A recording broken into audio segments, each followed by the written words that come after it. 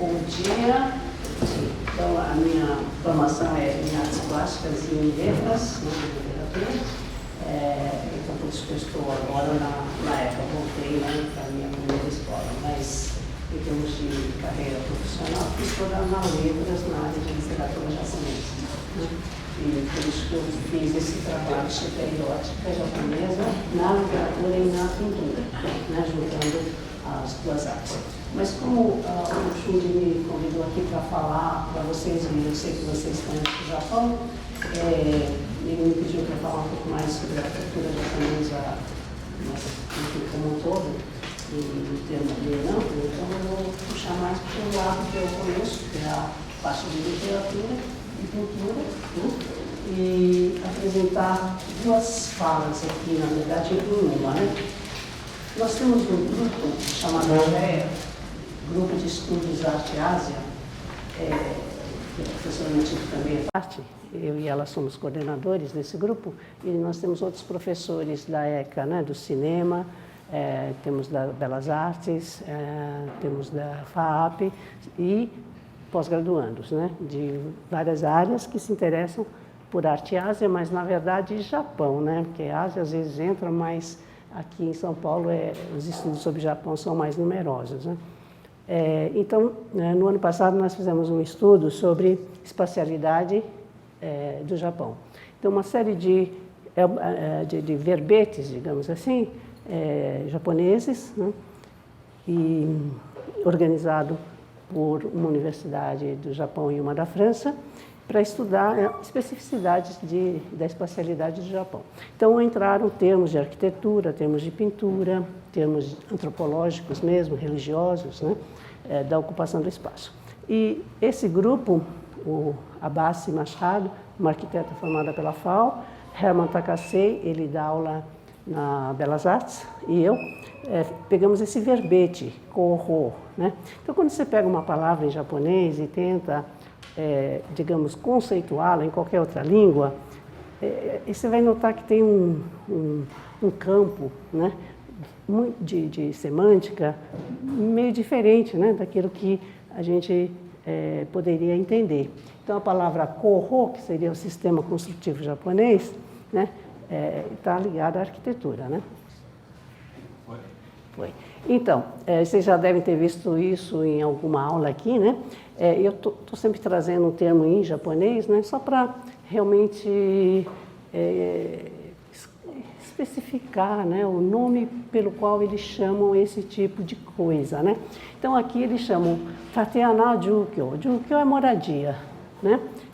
Tateana é um buraco que você cava. Então, você cava um buraco na terra e você constrói aí a sua moradia, né? Você não precisa fazer fundação, porque a própria fundação já está cavada. Então, esse tipo de construção das construções mais antigas, né?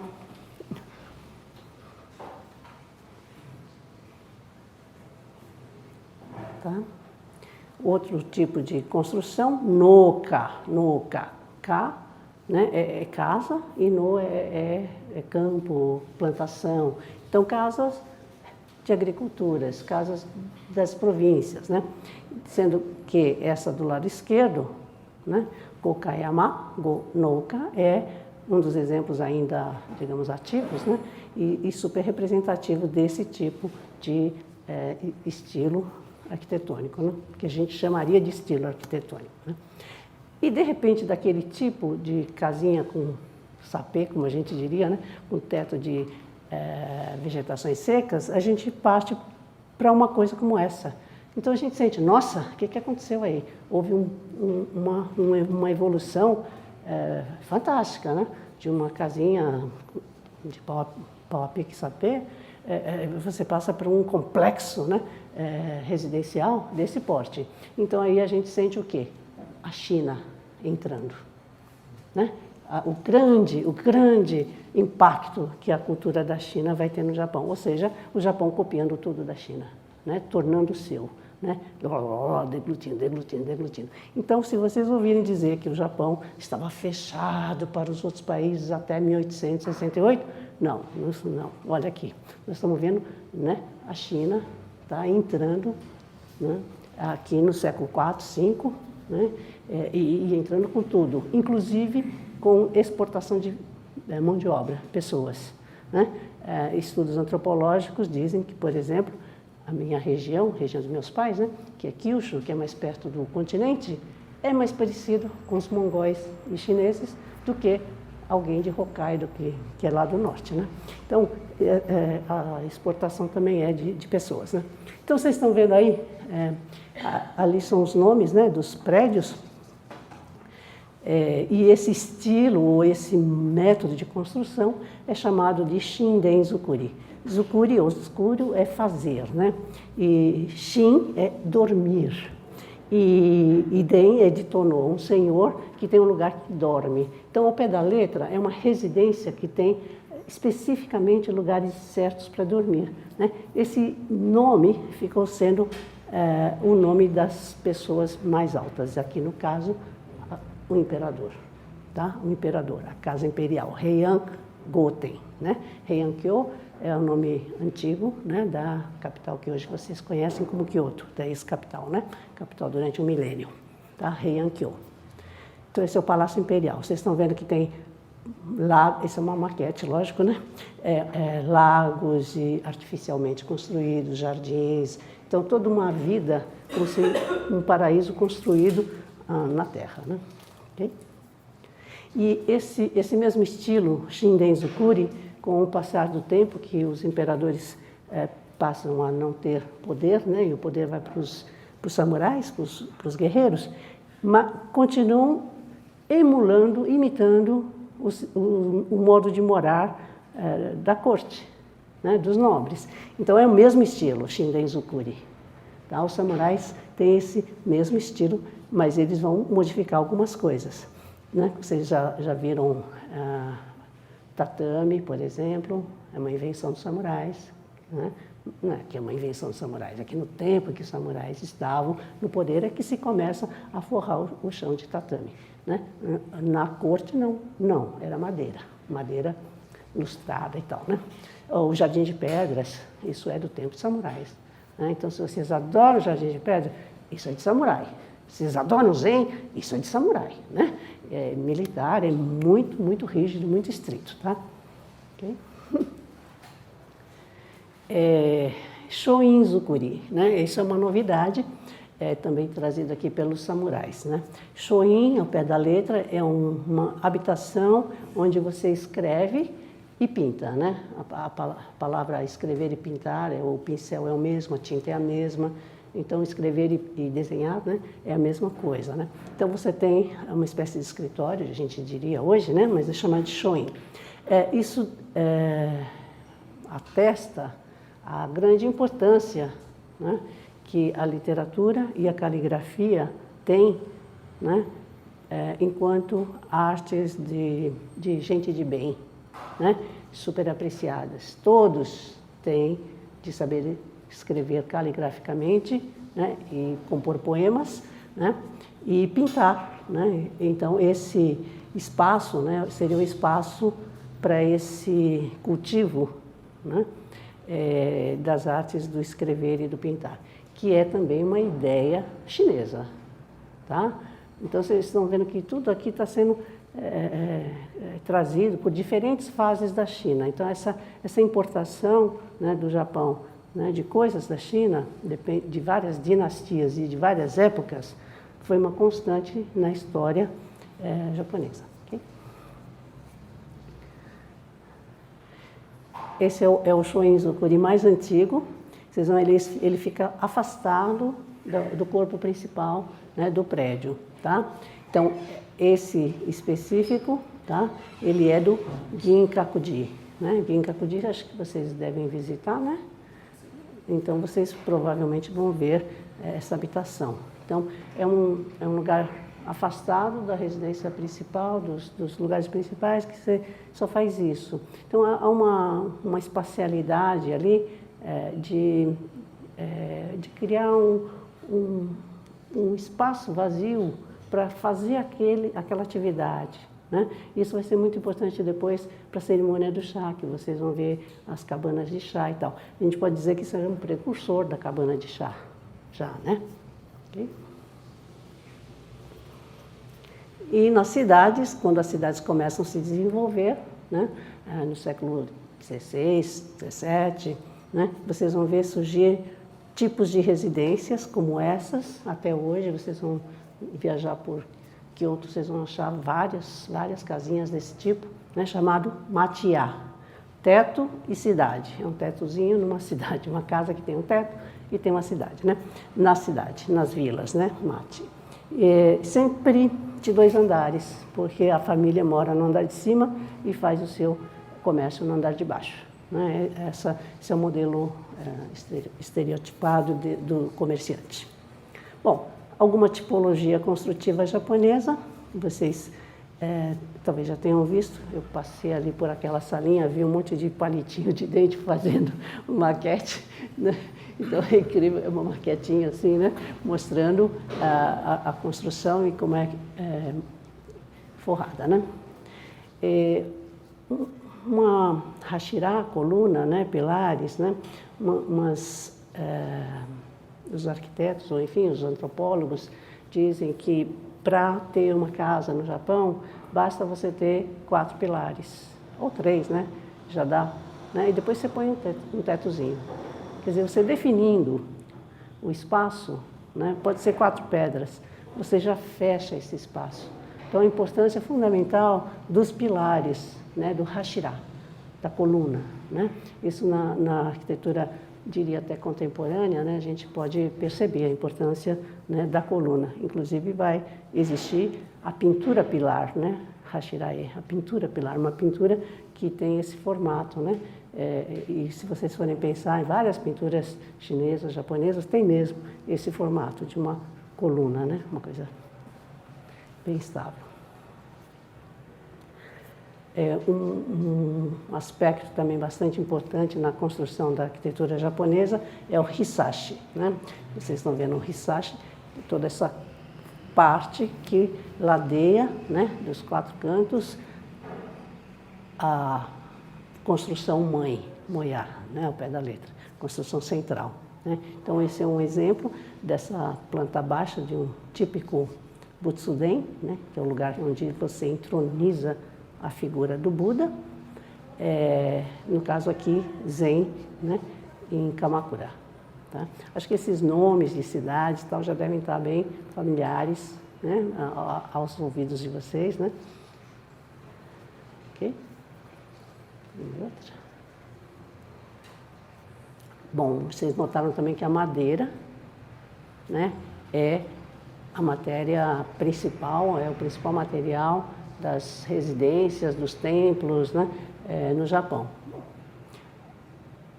Lógico, por causa da abundância, né, de se encontrar madeira, né, no Japão. O Japão é um país bem... chove muito, as árvores crescem muito rápido, enfim.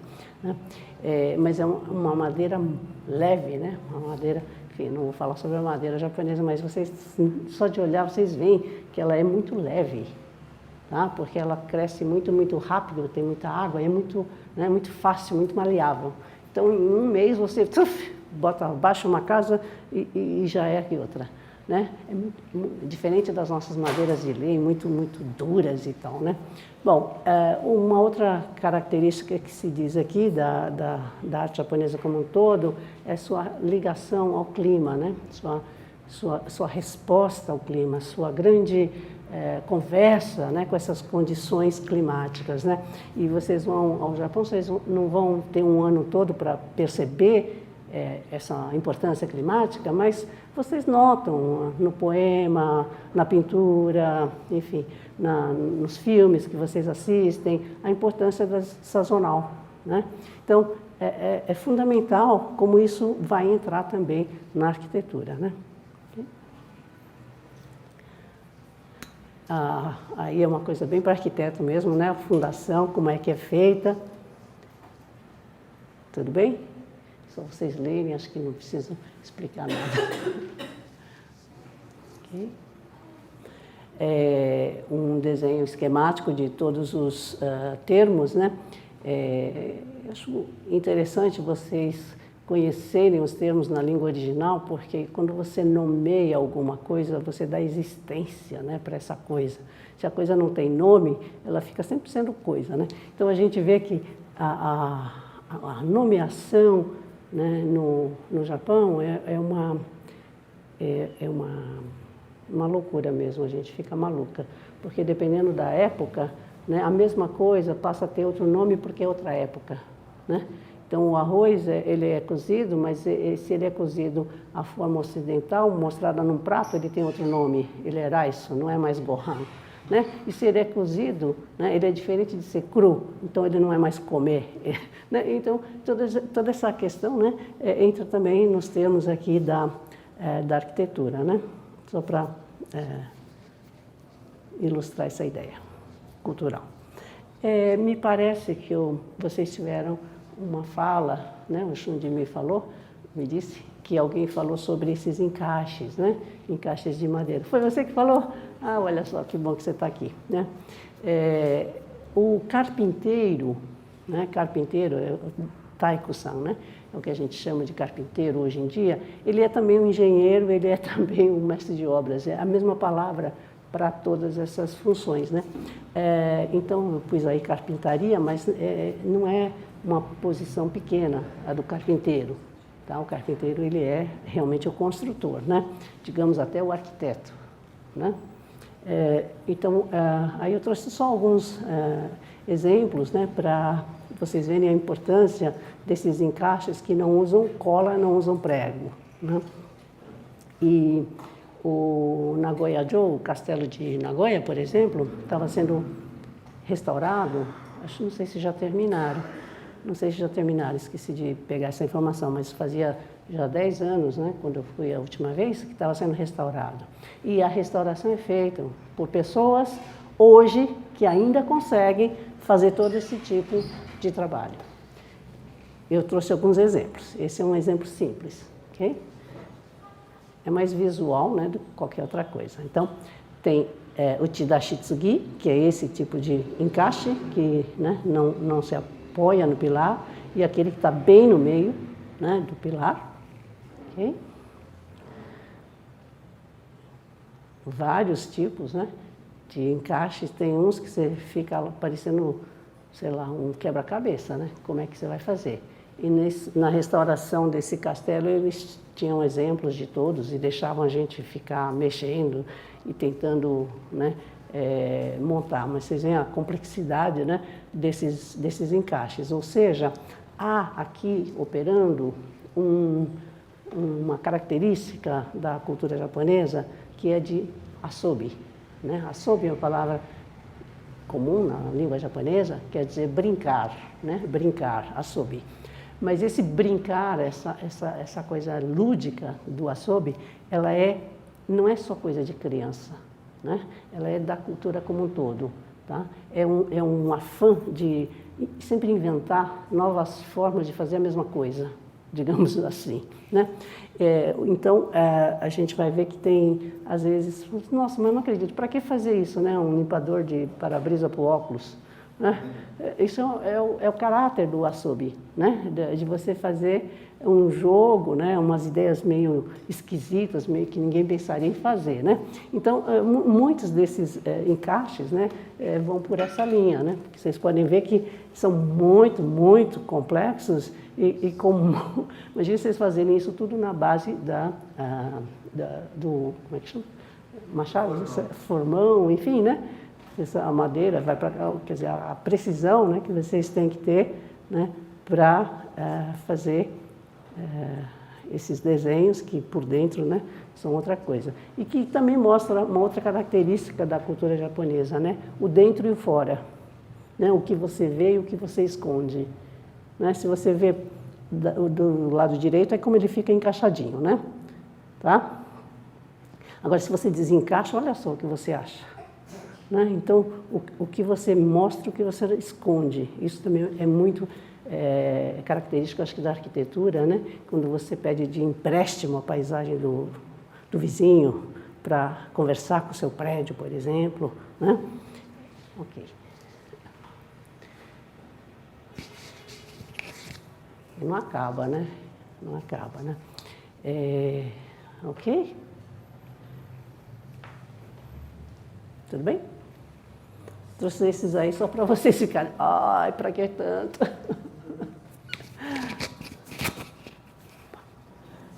Para que tanto, né, gente? Olha só, tem muito açougue aí, tem muito, né? Muita brincadeira. Bom, método tradicional de vedação, né? Acho que vocês já devem ter estudado isso, enfim. As casas hoje, né, japonesas, são muito parecidas com as americanas, né? Muita madeira, muita polpa de madeira, muito drywall, né? São todas muito leves, muito fáceis de serem feitas e com muita eficácia, né? Para vedar do frio, do som, né? Então, a vedação é importante, né?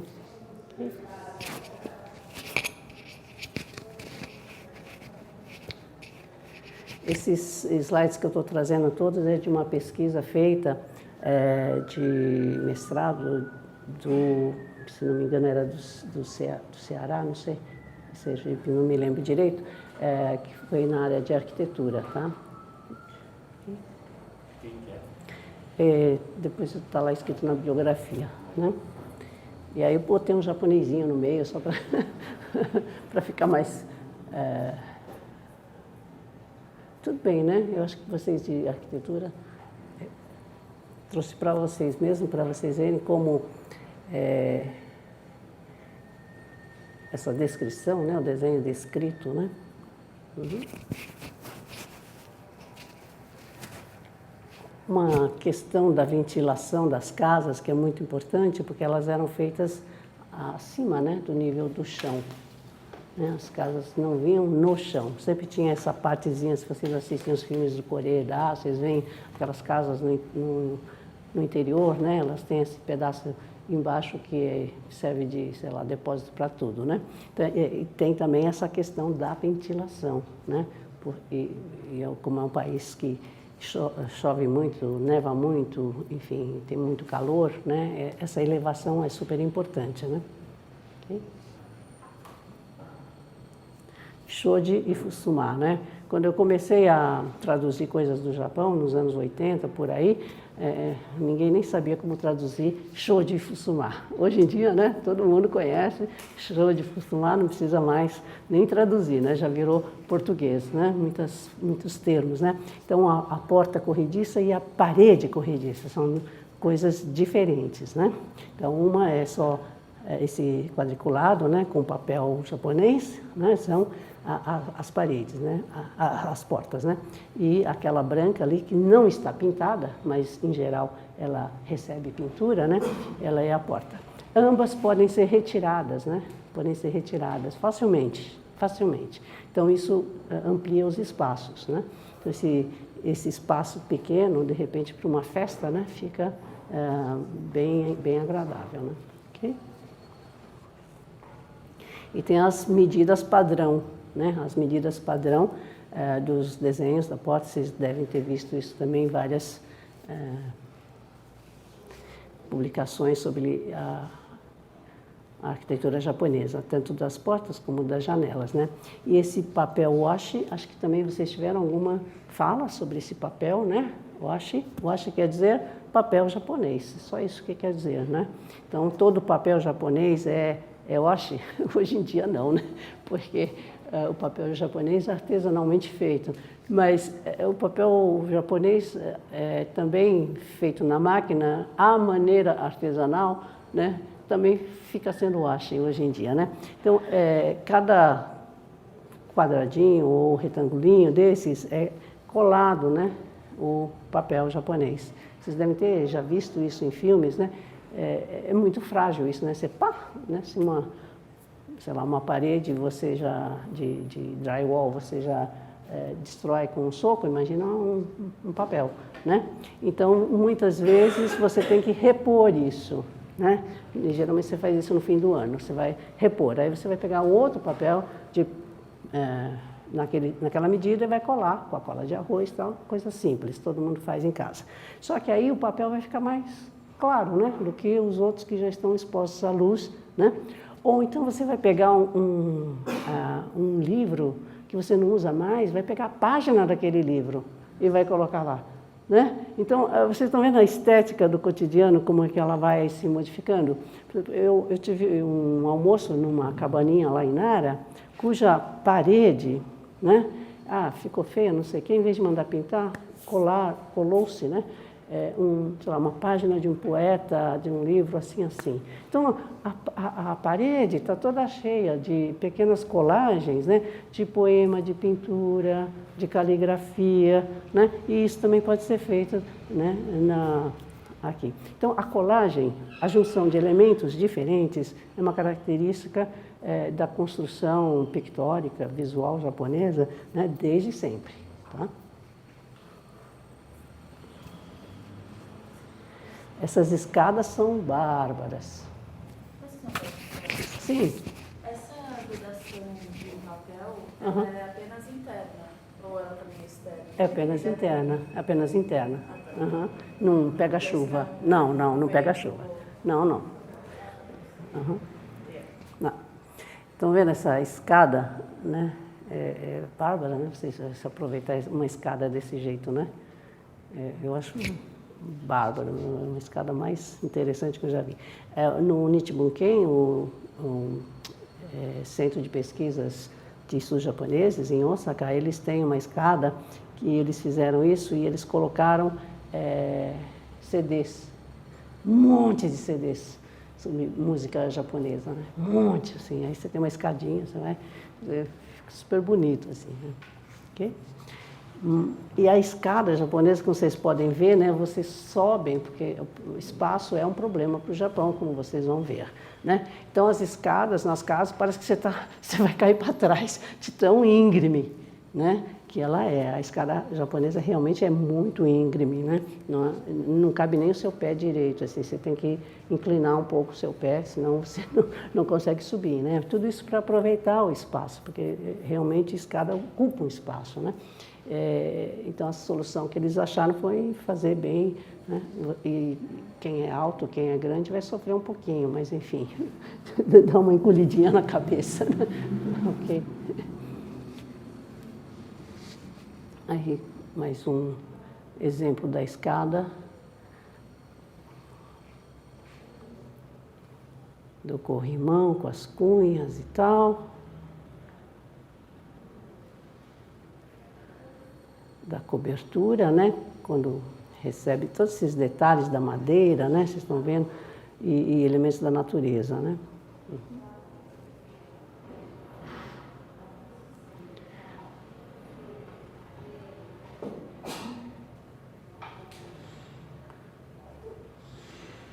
Ok?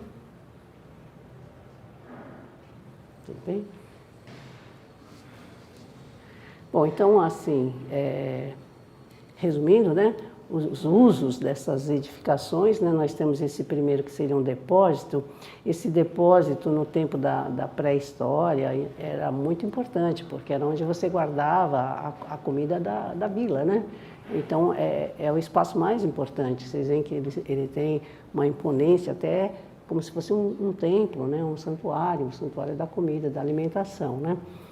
Aí vocês têm a casa rural, a casa comercial, a casa residencial da montanha, né? E os tipos de cobertura, tá? Sem muita novidade. Bom, e agora vamos falar um pouquinho quem habita esses lugares, né? Um pouquinho da história, né? A morada, a lenda, a escrita, a imagem. Né? Quem andava por esses espaços desse tipo que eu mostrei agora, né? Então vamos lá. No período Jomon, bem antigo, como vocês estão vendo, 10.000 a 300, né, antes de Cristo, a gente via esse tipo de habitações, né, estratégicas para caça e pesca, ou seja, ainda é na base ainda não existe a agricultura, que é uma coisa trazida pela China. Tá? Então, mesmo o arroz, quando vocês falaram que o Japão né, come arroz hoje, é por causa dos chineses que trouxeram a agricultura para o Japão. Né? As casas semi-enterradas e a cobertura de palhas. Né? O período Yayoi, tá? 300 antes, 300 depois. Dizem que a casa já começa a ter, né, diferença, já tem uma porta, já tem uma base redonda, já existe uma diferenciação, né, de espaços, né, período Yayoi. Dizem que é nesse período que o Japão se torna um pouquinho mais japonês, né, embora não existisse o nome Japão, né? Então, nesse período Yayoi já tem, então, essa divisão interna de espaços, né?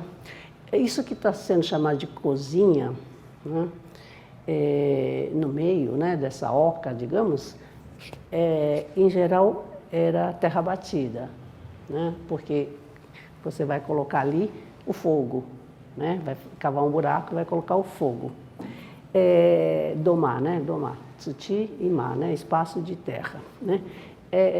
O fato dele ser de terra não significa que ele é um espaço sujo, né? Ele é um espaço de terra, ele não é um espaço, digamos, de madeira, recoberto de madeira, né, para você dormir. Então, é a diferenciação do espaço. Você vai cozinhar é uma coisa mais próxima da terra, né? É o fogo, são os elementos, enfim. Então, é importante dizer que isso é da pré-história, tá? E que muitas vezes vocês vão ver, talvez, uma continuidade nessa ideia de separar a cozinha, né, do resto da casa, separar o banheiro do resto da casa, separar o lugar de trabalho, né, dos shokunin, né, dos que fazem coisas, né, do resto da casa. Então, Kofun quer dizer, como é que chama? Túmulo antigo. Yamato é o nome do Japão quando o Japão, nessa época, se deu consciência de ser Japão, tá? Chamava-se Yamato. Era só aquele pedacinho perto de Heian, né, de Kyoto, de um pouquinho, Osaka nem existia, né, e um pedaço que vem de Kyushu. Aquele pedacinho era Yamato. Aquele pedacinho era o Japão daquela época, né? Então, o Tóquio era o quê? A barbárie, né? Então, a invasão dos mongóis, vocês conhecem a expressão kamikaze, né? Kamikaze, né? O vento divino, que os mongóis não conseguiram invadir o Japão. E os mongóis foram um baita de um império, né? Um século e meio só de duração, mas, nossa, chegou nas portas de Berlim, né? Então, foi assim, muito espraiado, né? Mas no Japão não chegou, né? Então, nesse período, Nara é que começa a entrar as coisas do Japão, da China, né? Do continente. Quando a gente fala China também, é o continente, né? Porque a China teve dinastia do Sul, do Leste, dos reinos bipartidos, enfim, então, várias divisões geopolíticas, né?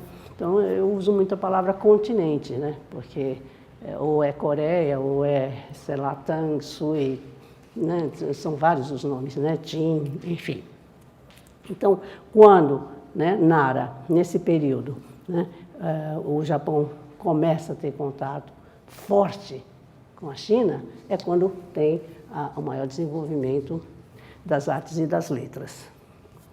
E, vejam só, vocês já viram essas figurinhas? Chamadas de Haniwa. Essas são as figurinhas que foram encontradas nos túmulos, né? Os túmulos coreanos, eles são só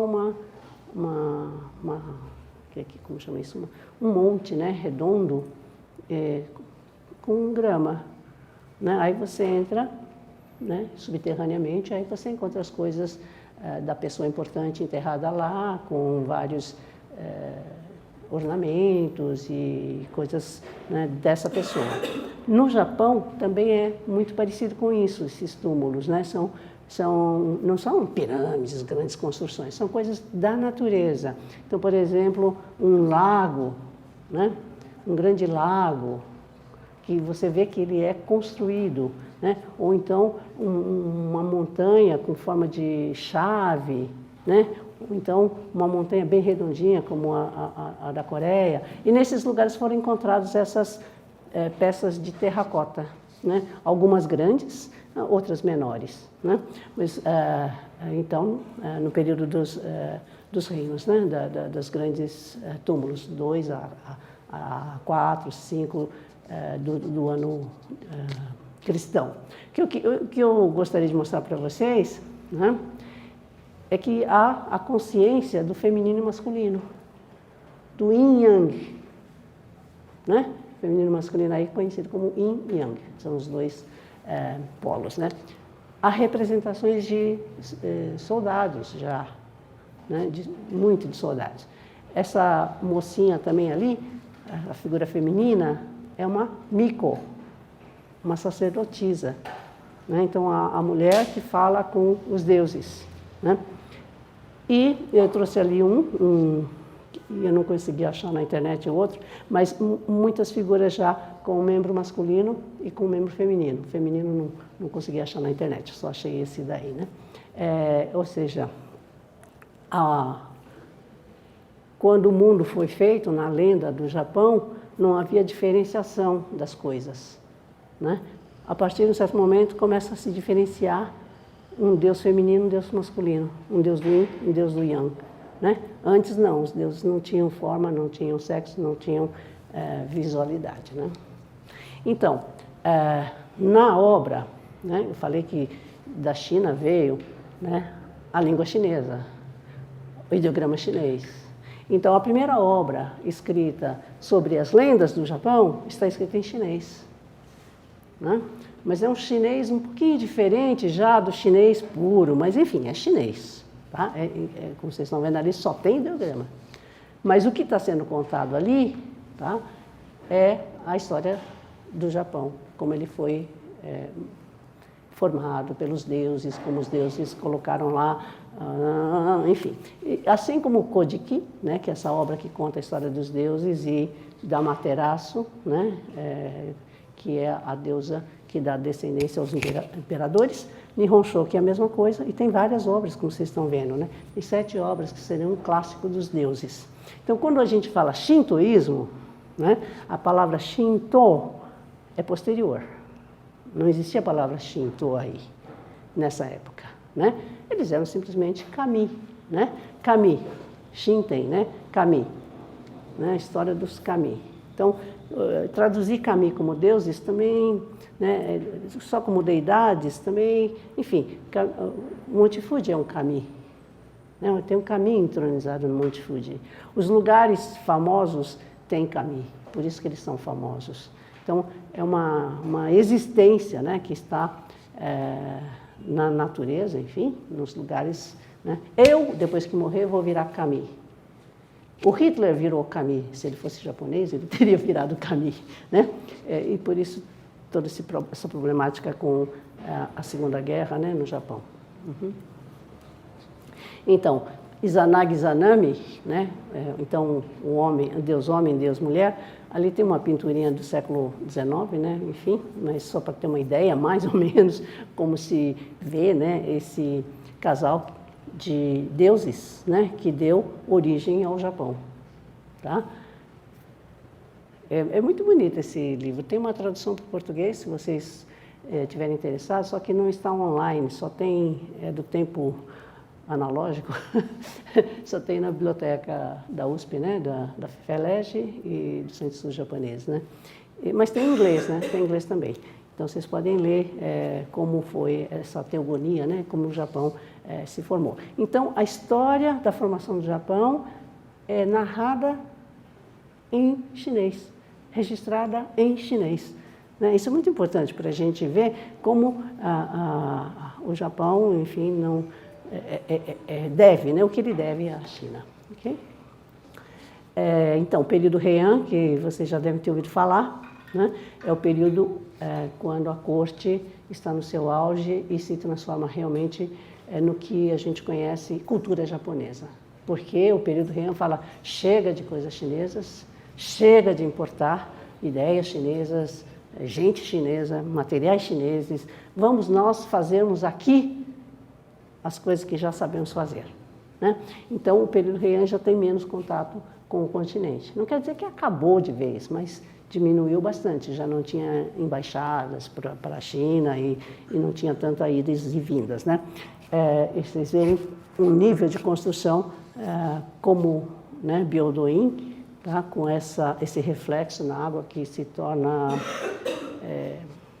sei lá, uma lexia fixa, né? Você faz uma super construção e o seu reflexo na água. Você está criando aí, né, o seu duplo na mesma, de uma vez, né? Pela água. Então, esses reflexos, né? Esse jogo já está desde o início, né? Okay. As mandalas, né? Não sei se vocês conhecem essa história da mandala, mas trouxe aí só para a gente ver que todo mundo fala do Zen budismo no Japão, né? Mas o Zen budismo entra no século XI, né? No século VI vão entrar outros tipos de budismo, né? E a mandala está diretamente ligada a um budismo mais tibetano, como nós conhecemos hoje, né? Ou seja, mais cheio de interpretações, mais esotérico, né? Mais esotérico. Então, essas mandalas ainda estão no templo Toji, né? Em Kyoto, tá? E de vez em quando eles mostram, né? Fazem alguma exposição, né? São muito maravilhosas, né? Então, esse panteão aí de bodhisattvas e tal, no universo, né, de Kami, tá? Esse embate entre budismo e shintoísmo também foi muito complexo e muito longo e muito amalgamado, tá? Então essa palavra é muito importante no Japão. O Japão pega e junta e torna seu e coloca junto, né? Vocês vão ver a culinária japonesa é uma mistura, né? Tem fritura que vem de Portugal, né? Tem o macarrão que vem da China, né? Enfim, é uma mistura e tanto, né? E quando eu falei da colagem, né? Essa obra, né, que é do século XII, é um rolo, né? Rolo de pintura e escrita sobre as narrativas de Genji. Alguém já ouviu falar das narrativas de Genji, né? Nos cobraram, né, como professores da USP, né, que traduzisse essa obra, mas, enfim, é uma obra enorme, né, enorme, 56 livros, em língua clássica, né, em língua japonesa desse período, portanto, e muito comentada, né. Quando nós traduzimos Makura no Soshi, né, o livro do travesseiro, nós tivemos que ler 10 séculos de comentaristas, né. Imagine essa obra que é dita a obra nacional japonesa mais importante, etc. e tal, né? Então, enfim, desistimos de fazer essa empreitada. Mas não só a narrativa, né, é importante, como tudo que se refere à narrativa. Então, esse pequeno detalhe, né, o que nos diz, né? Colagem, né, de diferentes metais. Ouro, estanho, prata, em pequenos pedaços, né, jogadinhos assim sobre o papel, feito a colagem. A pintura de nuvens, né, uma espécie de spray, né, para depois receber a caligrafia, o texto. Vocês estão vendo que as minhoquinhas ali são o texto, né? Então o texto ele não vem sozinho, a caligrafia, além de ser texto caligrafado, né, ele está sobre um papel que foi ornamentado para receber aquilo, né? Então, esses layers, né, essas camadas, tá? São muito tradicionais na cultura japonesa, colocar camadas para fazer uma coisa. É difícil a gente encontrar uma coisinha simplesinha, né? Geralmente tem muita camada, né? E nessa obra, que vocês estão vendo aí um detalhe desse rolo de pinturas, né?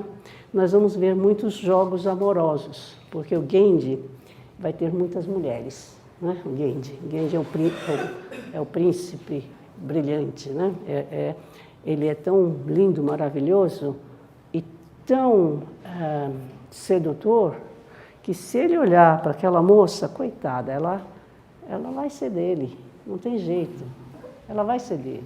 E muitas vezes ela quer uma vida calma, ela não quer atenção, né, de uma pessoa tão maravilhosa assim. Ela quer ficar lá no cantinho dela, mas se ele olhou para ela, está perdida, vai ser dele, né?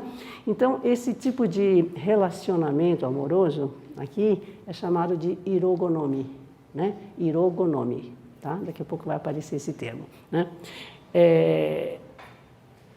Aí vocês vão dizer, bom, é uma sociedade poligâmica, certo? A mulher também pode ter outros homens? Né? Essa é uma pergunta que todo mundo se faz, né? E a gente vai dizer que sim, mas de uma outra forma, né? Então, The Tale of Gandhi, né? Esse é o cartaz da exposição que agora está acontecendo na Metropolitan Museum of Art, em Nova York. Tem umas 8 salas, né? Só sobre esse tema, né? Um clássico japonês iluminado, ou seja, todas as pinturas e gravuras, mangá, anime, que foram feitas sobre Gandhi. Não todas, né? Porque não caberia, né? Algumas, uma seleção, através dos tempos, né? Através dos tempos. É lógico que eles não conseguiram trazer aquela que eu mostrei, né? O primeiro rolo de pintura, porque esse daí não sai do Japão. É tesouro nacional, né?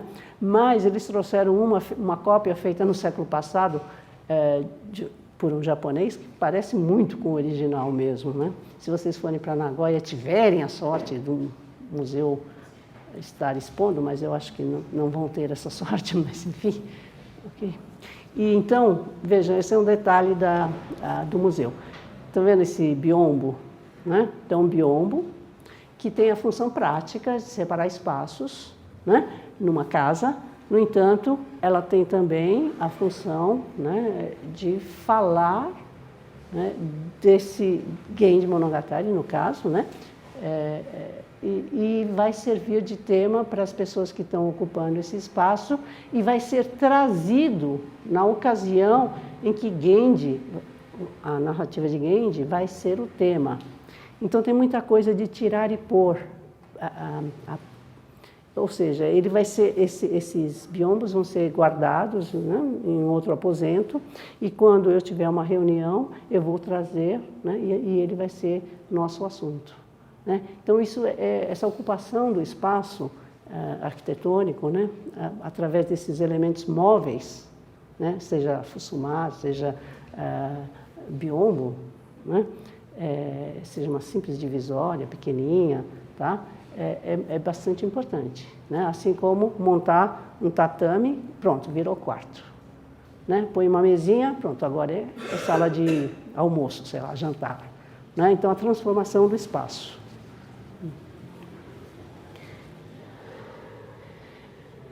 Eu só esqueci de falar que saiu no Estadão, acho, semana passada, uma reportagem, né, sobre essa exposição do Gandhi, no Metropolitan, vocês viram?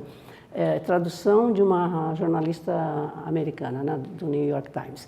Mas esse artigo dizia que Gandhi, nos tempos de Me Too, estaria perdido, porque chamou Gandhi de estuprador, esse artigo. Fiquei chocada, né? Fiquei chocada. Como é que você vai ver com os olhos de Me Too, né, uma narrativa do século X? Gente, né? Falar que o Gandhi é um estuprador está um pouco na linha de algumas intérpretes americanas feministas e um pouco cegas, assim, né? Porque a cultura, todas elas, né, não devem ser vistas de modo anacrônico desta forma. A gente sempre faz anacronismo, mas vamos tomar cuidado para não exagerar, né?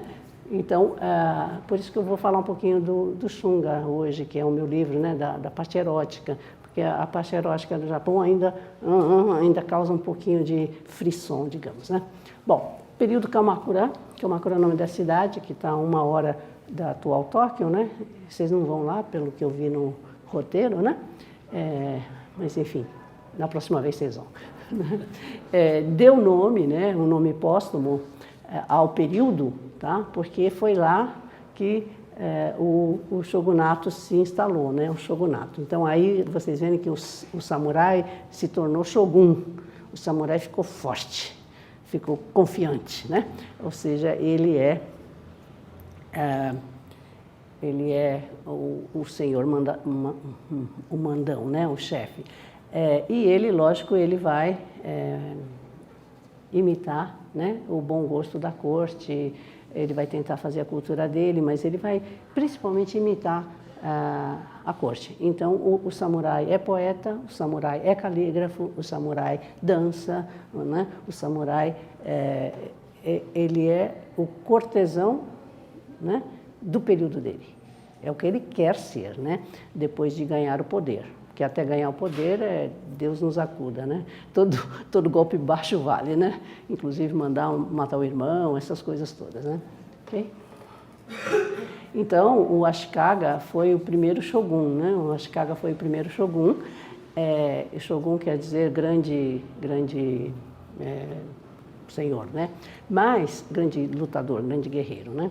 É um cargo inventado, porque samurai, como eu mostrei naquelas figurinhas de terracota, a figura do soldado, ela existe desde a pré-história, né? Mas esse samurai, a palavra saburao no japonês, quer dizer servir, né? Então, o samurai serve ao imperador, serve para o bem-estar dele, né? Agora, quando ele virou shogun, né, ele quer se sobrepor ao imperador. Então, mas o imperador, né, a figura imperial é divina, é descendente de Amaterasu, então é muito difícil tirar, né, essa ideia e essa crença, enfim. Então o Ashikaga vira shogun. Ele vira shogun, ele não vira imperador. Isso é uma característica também da cultura japonesa, né? Dizem que é ininterruptamente, né, a casa imperial, né, mais longa, né? Mas aí a gente tem várias dúvidas aí no meio, mas enfim. E esse samurai, como todo nouveau riche, é um pouco assim, extravagante, digamos, né? Então, Bushi, né, que é o nome, Bushi é o nome que se referia ao que hoje nós chamamos de samurai, né? Ele vai virar um kimono, né? E ele vai virar um basaradaimyo. Muito obrigado, não entendi nada, né? Tá? O que é um sukimono, né? Um sukimono é uma pessoa, né, que gosta de muitas coisas, de variadas coisas, né? Especialmente chinesas. Então, aqui nesse período do Kamakura, as coisas chinesas começam a voltar. Uma outra China, uma outra cultura, tá? Mas agora através dos guerreiros, né? E eles se tornam Basara Daimyo. Daimyo, vocês sabem, é esse grande senhor, né, de terras, pode ser samurai, em geral é samurai, né? E Basara é um termo bastante ambíguo, parece que vem do sânscrito e tal, mas que significa o quê? Aquele daimyo que tem um gosto extravagante. Então, vocês estão vendo esse elmo? Isso é extravagante, não é não? Por que você precisa desses cornos, né? Né? Se vocês forem procurar na internet, né, esse vestuário do Basara Daimyo, vocês vão ficar enlouquecidos, né? Cada coisa extravagante, né? Então, isso vai totalmente contra, né, a ideia de samurai igual a zen, igual a clean. Desenho clean, né? O samurai também é igual a Basara, é igual a extravagâncias, tá? Okay. Aqui nós falamos, né, do Shinden Zukuri, então nós estamos repetindo o samurai vivendo nesse tipo de espaço, né? Nesse tipo de espaço, tá? Por mais extravagante que ele seja, né? Okay? A gente acha lindo esses templos, né? Nossa, que coisa elevada e tal. Construção de quem? De samurais. De Shogun Ashikaga e de Shogun Yoshimasa, né? Então, esses dois, o pavilhão dourado e o pavilhão prateado, foram edificações, né, de samurais. Tá? O que nos leva também a outra questão da cultura japonesa, que a religião, o que a gente chamaria de religião, né, e o que a gente chamaria de vida, sei lá, política, né, não são separadas. Né, desde o início, quando o budismo entra, ele entra através de Shotokutai, que era o regente, é protegido né? Os monges também se tornaram guerreiros em determinada época. Então há uma amálgama muito grande, né? O imperador se retira e manda construir um templo e se torna um monge. Na verdade ele não é monge, né? É porque ele se aposentou, digamos assim. Então tem um lado, né, bastante ambíguo, né? Então esses pavilhões, né, dourado e prateado foram construções, né, de samurais. Okay? E lógico, castelos, né? Vocês não vão ver nenhum castelo? Não, né? Acho que não, né? Castelos, muitos foram os castelos, né? Da cultura japonesa. Kyoto, Nijojo? Mas Nijojo, né? O Nijojo não tem essa cara assim, né? Bom, enfim, o Nijojo não é tão significativo arquitetonicamente, né? Mas sim, pelo menos ele, né? Pelo menos o Nijojo, sim, acho que seria legal ver, né? Porque o castelo de Tóquio foi destruído, né? Só tem um pedacinho do portão de uma dos muros, né? Então a arquitetura aqui dos castelos, enfim, é importante, né? Também ver. São dos samurais, né? Importante falar que falei que eles são Novo-Rishi, né? E como Novo-Rishi, se vocês entrarem nesses castelos, vocês vão ver a decoração deles, é muito ouro, né? Nos piombos e nas portas corrediças, né? É muito rico, os melhores tatames, os melhores tecidos, né? Os cortinados, enfim, e mesmo em termos de desenho, é bem rococó, assim, né? Ok? E nessa mesma época em que os samurais estão, né, tomando o poder e etc e tal, é evidente que eles tiveram que saquear, matar e etc, etc. Então, nós vamos ver muita pintura e literatura, né, que vai representar esses feitos dos samurais, né? Heike Monogatari é uma delas, as narrativas de Heike, né, do clã Taira e do clã Minamoto, né, falando das guerras, das lutas e tal. Então, aqui nós temos um rolo de pinturas das origens maravilhosas do santuário que está no Tenjin, né. Vocês estão vendo que essa pintura já está bem... tem um diabinho no meio, vocês veem? Né? Bem expressiva, bem diferente daquelas que vocês viram no tempo da corte, né? Okay.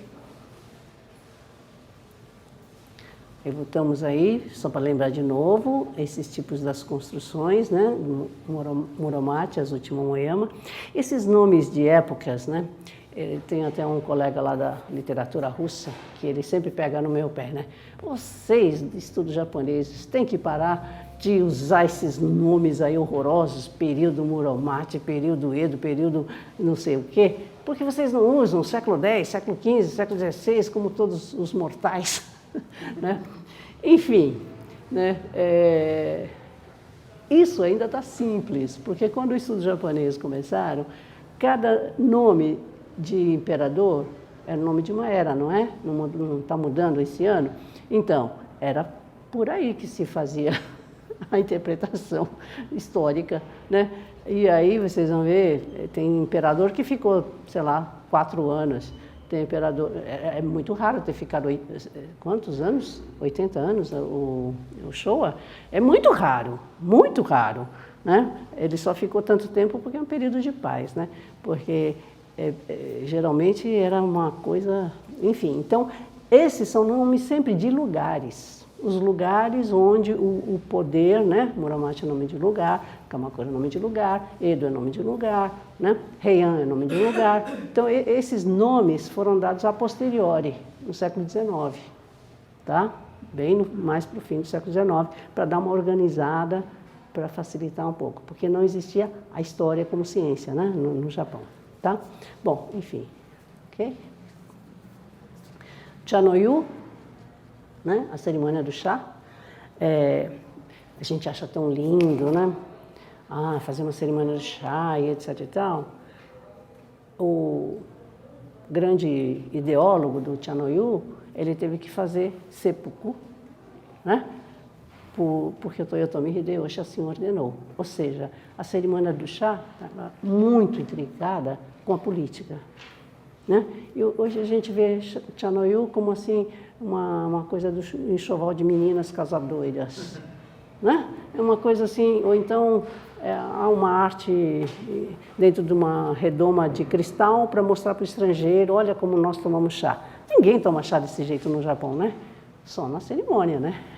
Só na cerimônia. Mesmo assim, a cerimônia, quase ninguém pratica mais, né?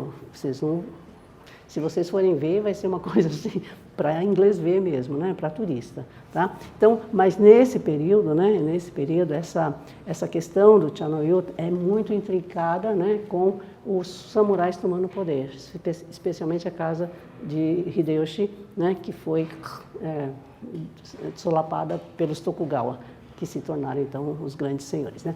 Mas esteticamente, né? Há muita questão bonita aí do caminho, né? Da separação, de criar uma cabana pequena. Você tem que ser humilde para entrar naquele lugar pequenininho de 4 tatames, 2 tatames e meio e ficar lá, né? Eu, super poderoso, fazendo um chazinho para um cara que é, sei lá, bem baixo, né? Ficar humilde perante a situação, não sei o quê. Não era isso o chá. O chá é uma situação política mesmo, tá? Então isso é muito importante, a gente não ficar vendo só a exterioridade bela, esteticamente, né? E perder de vista, né? Esse contexto, né? Okay? Daitokuji. Essa pintura, né, que é preto e branco, né, que seria muito próxima ao modelo chinês, né, de Sumier, mas com ouro, né, com ouro. Vocês estão vendo um ouro borrifado, né? Então, depois que os samurais tomam poder, né, esse brand, essa riqueza, né, começa esse luxo, né, esse exibicionismo, né, vai aparecer de modo bem marcante. Aí vocês vão dizer, nossa, mas o desenho é super clean e tal, né, do tatame, etc e tal, né? É um preciosismo, né? É uma busca, né, de procurar exatamente as medidas perfeitas, tudo perfeito, tá? Ok? Vocês conhecem essa pintura? Deixa vocês lerem aí um pouquinho.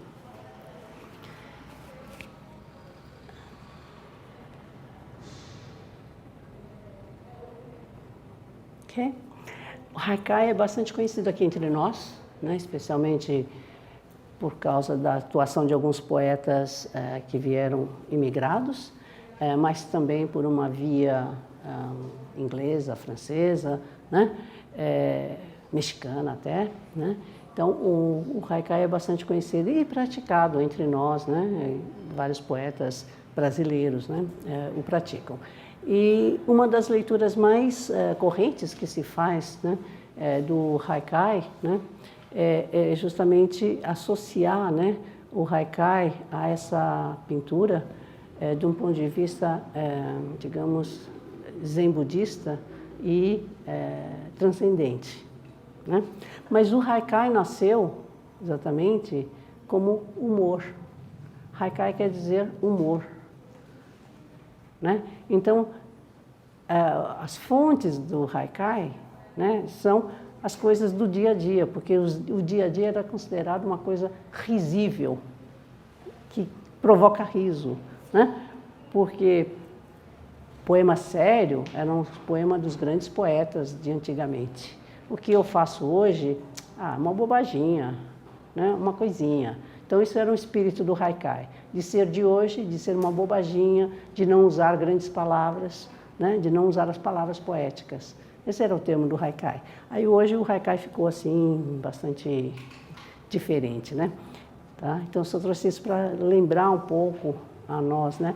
E, além do mais, em inglês e francês, ninguém usa a palavra haikai como a gente usa aqui, né? Eles usam haiku, que é o mais correto. No Japão também se usa haiku, né? Que o haikai é a abreviação de haikai no renga, poema encadeado humorístico. Quando a gente fala só haikai, a gente está dizendo poema encadeado humorístico. E não é isso que a gente refere quando a gente fala, né? Aqui. Ok? Mas a pintura é muito bonita. Sim, sim.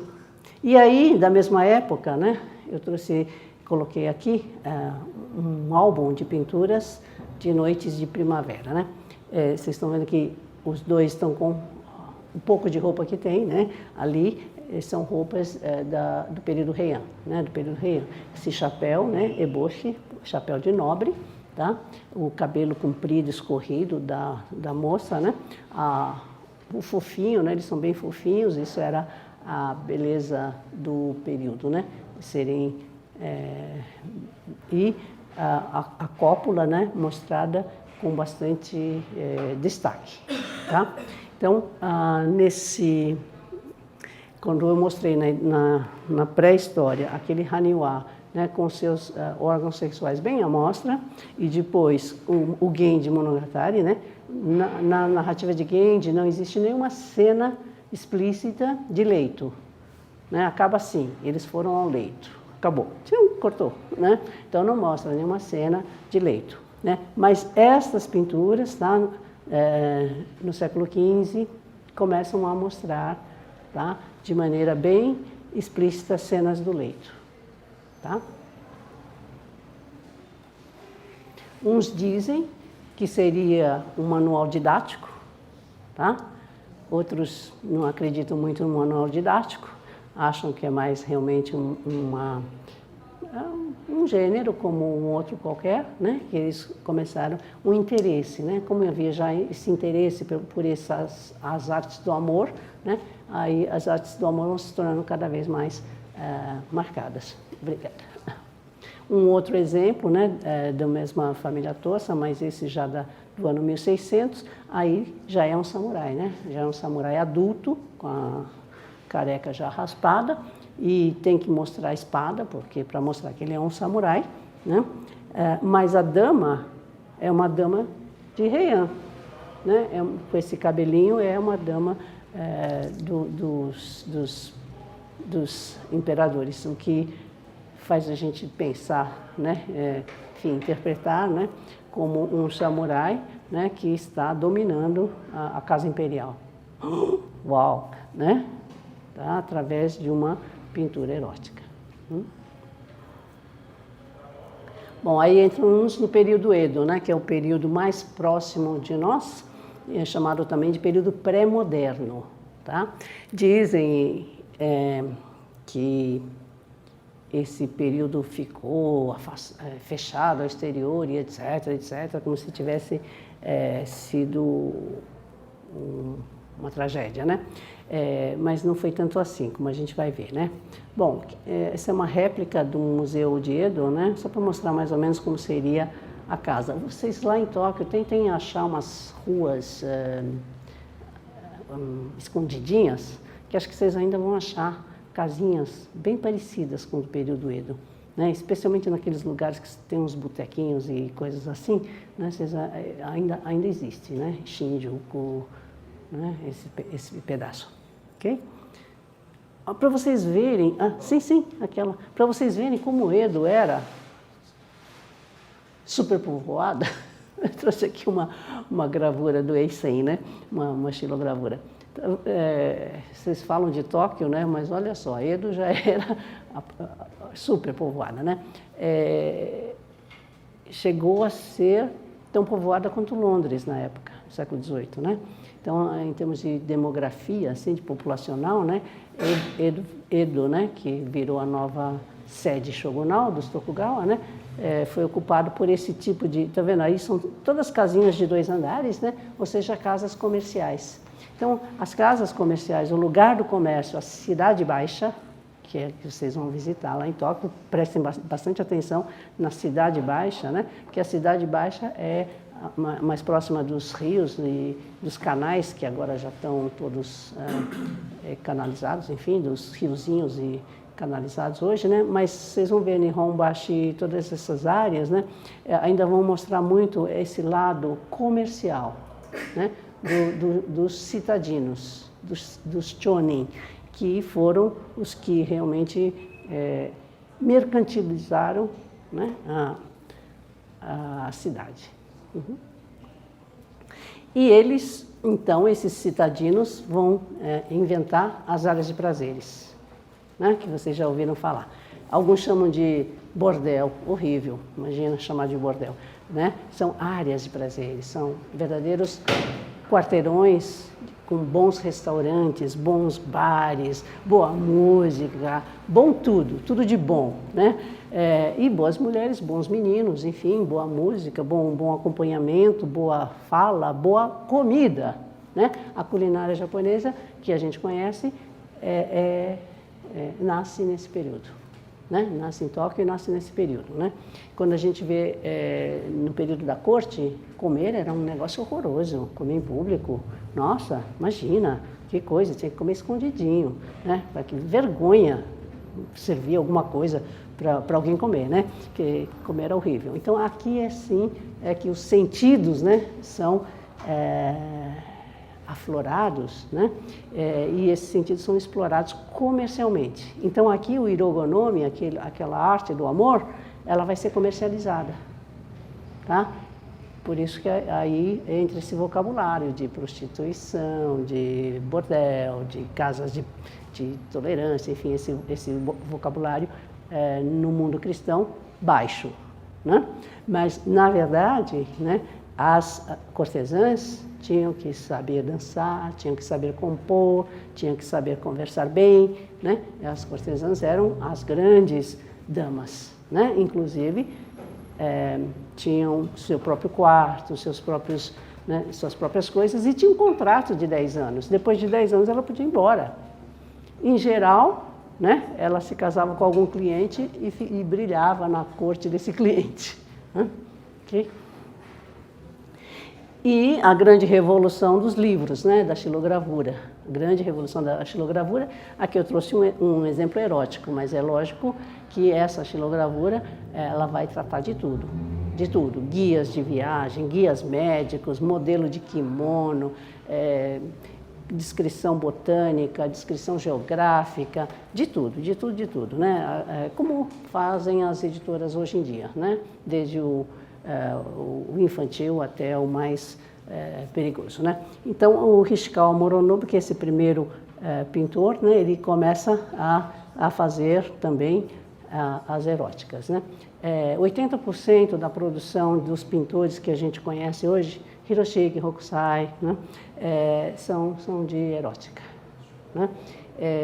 Agora que está vindo, depois dos anos 95, por aí, é que a publicação tem sido liberada no Japão, portanto, no mundo todo, né? A ponto do British Museum ter feito uma exposição sobre essa produção japonesa, né?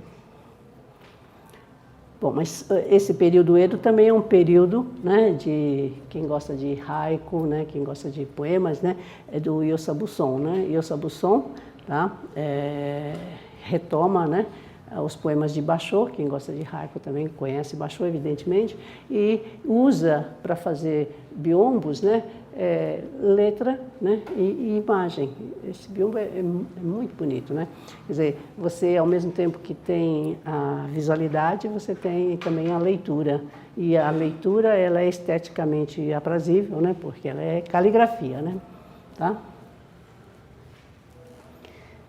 E desse período, né, essa gravura xilográfica, né, essa vai se tornar colorida, né, e muito colorida, tá?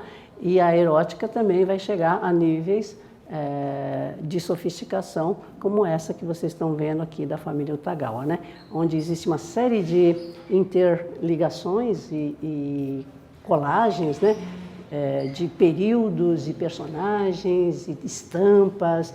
É difícil até saber o que está acontecendo ali, né? Tem que estudar a estampa, tem que ver que tem um poema, que tem uma alusão às narrativas de Genji, e que essa é uma cortesã, mas ela é uma cortesã que é uma das damas de Genji, e enfim, né? Tem que ler a imagem, né? Okay?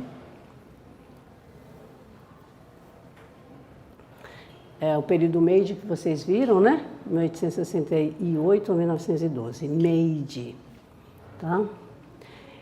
Abertura dos portos, A gente acha que os americanos, o Commodore Perry, chegou no Japão porque ele estava interessado no Japão, né?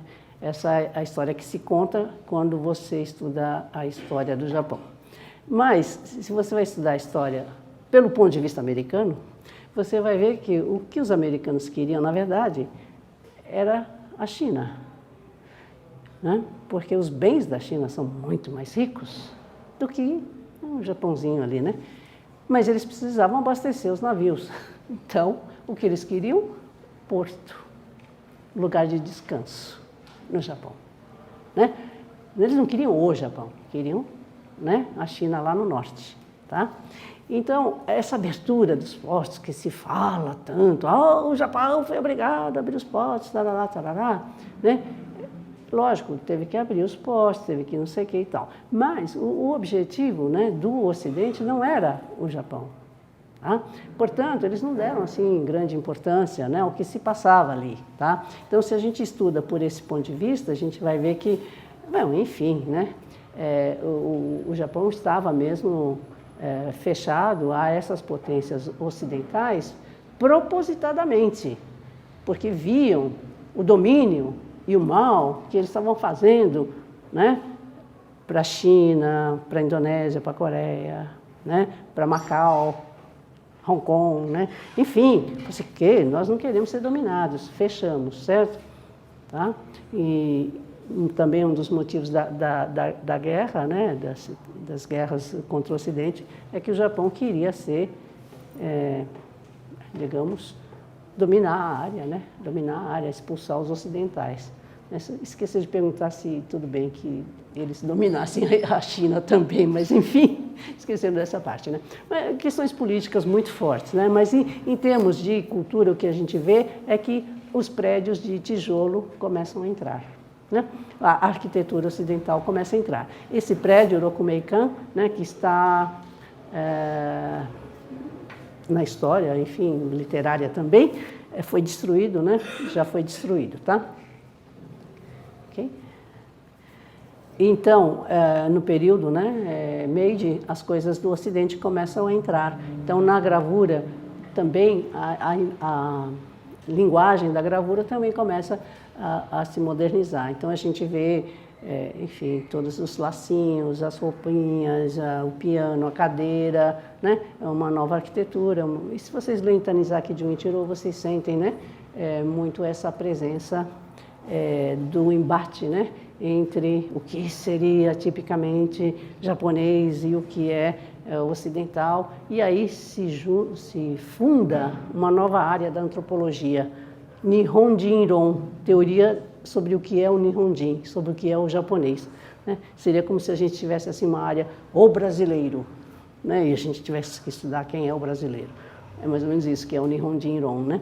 Teorias do Nihonjin. Então, o que a gente está vendo é que o Japão ele está sempre trazendo coisas de fora e fazendo seus amálgamas, né? Então, vocês vão visitar um templo, na frente tem um torii, e o torii é chamamento para o kami, né? Então, você já desde o início você tem esses amálgamas todos, né? E continua tendo, né? Okay? Então, no Meiji, né? Aqui mais para o Taisho, né? O Frank Lloyd Wright, que vocês devem gostar e conhecer, não sei se gostam agora, né? Mas enfim, devem conhecer, ele fez esse Hotel Imperial em Tóquio, que não existe mais hoje, né? Não existe mais hoje, tá? Mas ele foi reconstruído, um pedacinho dele, o lobby, que é dessa foto, né? Numa vila chamada Meiji-Mura. É muito interessante essa vila, fica em Nagoya, tá? Meio afastado assim. Só tem reconstrução arquitetônica de prédios que foram importantes na história japonesa, tá? ou reconstruídos na sua totalidade ou em parte. Como o hotel é muito grande, eles só fizeram um lobby, mas fizeram igualzinho, né? Mesma proporção, mesmo tudo. Então, você chegar lá e ver, é muito bacana essa ideia, né, arquitetônica que o japonês tem, né? Vocês sabem que o Ise Jingo, né, o santuário de Ise, ele é reconstruído a cada 20 anos. Muda de lugar a cada 20 anos. né? Vai para dali a 5 metros, aí o antigo, eles desmontam e mandam para algum santuário das províncias. Aí começa já a construir o próximo, né? Icedingo, é lindo esse lugar. Icedingo seria onde Amaterasu desceu para passar o poder para o imperador. Então é o maior santuário, né? E tem assim uma floresta, um modo de chegar, todo muito cheio de mar, né? Que a professora Michiko deve ter falado sobre o mar, a caminhada, né? Todas as pontes, né? Tudo isso, né? Porque é um lugar divino, né? E perto da mesma cidade tem a do irmão dela, como é que é o nome do irmão dela? Amaterasu e... Ai, esqueci, não me veio a cabeça. Bom, enfim, é um lugar bem bacana, eu acho, de visitar. Tem até o lugar onde, em Kobe, onde os imigrantes japoneses vieram para o Brasil. Eles reconstruíram, né, o lugar lá. Ok? Bom, período contemporâneo, vocês sabem melhor que eu, né? Então, aço, concreto, com a diferença de que eles têm muita atenção para essa questão do terremoto, né? Então, o trançado dos, como é que chama? Das fundações, né? Todas têm que ter um espacinho para dar uma balançadinha. Então, o prédio todo balança junto com o terremoto, né? Que é uma coisa incrível, né? Ter um país como aquele, né? Prédios de 200 andares, né? É impressionante, né? Ok? Mas eu não vou falar nada sobre contemporâneo, porque eu acho que vocês estão falando bastante, né? Então, vou mostrar só essa casinha, meio feinha, né? Mas a gente vê bastante esse tipo de casinha nova, né? Alvenaria, assim, as paredes bem industrial, né? Pré-construído, né? Mas a gente vê bastante, especialmente nas áreas mais afastadas, porque é muito prático, faz rapidinho, é baratinho e se tiver que desfazer, enfim, né? Tá? Okay. E aí uma bibliografia. Já é meio-dia? Já é meio-dia? Já é meio-dia. Então eu vou só acabar rapidinho. Tá? Tudo bem? Depois eu acho que vocês veem essa parte da bibliografia. E eu vou falar um pouquinho agora sobre o meu livro. Foi lançado em 2017, esse livro. Foi a minha livre docência, né? Eu fiquei uns 15 anos fazendo. E aí a EDUSP resolveu caprichar, né? E a Casa Rex é enfim, eles gostam de fazer livros quando eles gostam dos livros. Eles não fazem livros, eles fazem design de ambientes, não sei se vocês conhecem, talvez conheçam, né? Mas de vez em quando eles fazem alguns livros quando eles simpatizam com o assunto, enfim. Então eles simpatizaram com esse assunto da erótica japonesa e fizeram o design do livro, né? E foram fazendo, quando eu vi, o livro ficou com 7 quilos e 280 gramas. Impossível fazer um lançamento de um livro desse, porque a pessoa vai carregar esse peso no metrô, enfim, né? Então não teve lançamento do livro. Tinha que comprar uma sacola de feira para colocar o livro, porque essas sacolas de livraria não aguentavam o peso, né? Então, enfim, mas capricharam bastante com essa capa e tal, né? Capa dura, 2 volumes, né? Ok? E, bom, aí eu coloquei essa primeira página, seja em que época for, parece não ter existido nenhuma que não se tenha interessado pelo amor sexual. Mas, no período Edo em particular, ele se impregnou até na gente mais comum, e podemos dizer que foi uma época de altíssima concentração erótica. Pode-se também dizer, de outra forma, que foi um período em que se entrelaçaram as artes e o sexo. A área de prazeres Yoshiwara, se por um lado vendia o sexo, por outro era também local de apreciação das artes. No teatro Kabuki, ao mesmo tempo em que se apreciava a arte do palco, do outro lado se vendia o sexo, tanto para homens quanto para mulheres. É uma frase de um estudioso de pintura erótica, Shirakura, que eu traduzi, né? E usei como um preâmbulo para esse meu livro. Então, aí tem 1 e 2, né? O volume 1 e o volume 2 são os temas que são tratados. Ao fundo, né, tem um detalhe de uma xilogravura, né? Do Tamaro. O Tamaro não, do... Oh, meu Deus, estou ruim de nomes. Daqui a pouco vem, ok? Pode ir, vamos ver primeiro? Faço uma introdução. Tive que fazer uma introdução para tornar um pouquinho mais inteligível, né, o tema, né? Como disse um professor pesquisador que me recebeu em Osaka, né? Como é que você está estudando esse assunto no Brasil, um país católico, né? Eu falei, qual o problema, né? Eu estou estudando isso porque no Japão é importante. Porque, na verdade, eu comecei a estudar as vistas famosas, Hiroshige, Hokusai, as vistas do Monte Fuji, essas coisas mais, assim, bonitas e leves e tal. Mas aí fui estudando, e falei, caramba, 80% do que eles fizeram nesse período era erótica. Falei, bom, eu acho que eu vou ter que estudar isso daqui, né? Então, eu também tive a sorte de que nos anos 90 começou a haver no Japão uma abertura, né, para a publicação desse material, então foi isso que eu estudei. Então, nessa introdução, né, eu falo de como esses temas entraram no Japão. Imagine, via China, né? Então, a China está muito presente no período Edo. Assim como a Holanda está muito presente no período Edo. Então, as ciências, o desenvolvimento de várias coisas que a gente achava que o período Edo estava fechado, estava chegando, né? Estava chegando, estava sendo, digamos, interpretado, né? Reinterpretado. Então, o primeiro ensaio, eu falo sobre algumas práticas femininas, então uso a mulher como centro, né, e aí eu pego estampas e pinturas de vários pintores, né. E o segundo é os belos garotos. Eu uso esse tema aqui também, agora está se falando muito no Japão também, né, do garoto jovem, do Akashu, né, que servia de objeto de atenção, tanto de samurais quanto de monges, né, como de comerciantes e mulheres, né? E depois eu começo a estudar alguns livros ilustrados que juntam poesia e imagem, né? Kitao Shigemasa é o primeiro, e no volume 2, né, mais um livro de Kitao Shigemasa, um livro de Hokusai e um livro de Kunisada, né? O que é você pegar um livro e lê-lo inteiro, né? Porque o livro tem a imagem e tem o texto.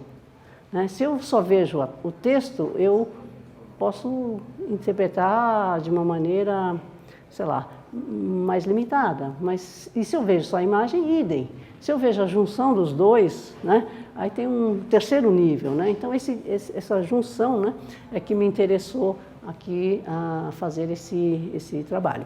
Aí, lógico que para traduzir uma obra do período Edo, você tem que estudar a língua do período Edo, que hoje já está bastante diferente, né? Edo é a atual Tóquio, né? Mas a língua atual está muito diferente desse período, né? Então, também é um estudo linguístico, né? Okay? E aí algumas imagens só para vocês, quem não conhece o livro, né? Então, esse é um pintor chinês desconhecido, né? Então tem toda essa beleza, né? Dessas pedras, desses jardins, são jardins paradisíacos, né? E muito ricos, né? A diferença fundamental que a gente vê em relação à erótica japonesa, né, é que a chinesa, até o fim, né, os órgãos sexuais são consonantes às dimensões, proporções das pessoas. E no caso japonês, não, os órgãos sexuais cresceram, né, muito em relação à proporção real, digamos, né, das figuras. O que nos leva também a perceber uma questão estética japonesa, de que o mais importante é sempre maior, né? Não só na pintura, né? Como nos usos, né? Que a gente faz, enfim, de todas as coisas do cotidiano, né? Uhum. Muita gente acha também que essas pinturas e gravuras, porque conheceu só através de estampas mais baratas, né? Acha que é pornografia, né? Pornografia e tal, né? Então, uma grande discussão também é essa, né? O que é pornografia, quando nasce a pornografia no Ocidente, porque no Ocidente também, né, tem uma história, quando é que nasce a pornografia, né? E o que é a pornografia, tá? No Ocidente, e também, então, levaram essa discussão ao Japão, né? Se isso é pornografia. A palavra pornos, grafia escrita, e pornos era o nome da prostituta na Grécia Antiga, né? Na Grécia Antiga. Então, aí realmente é a escrita da prostituta, tá? A pornografia seria isso, né? Mas não é o caso, né?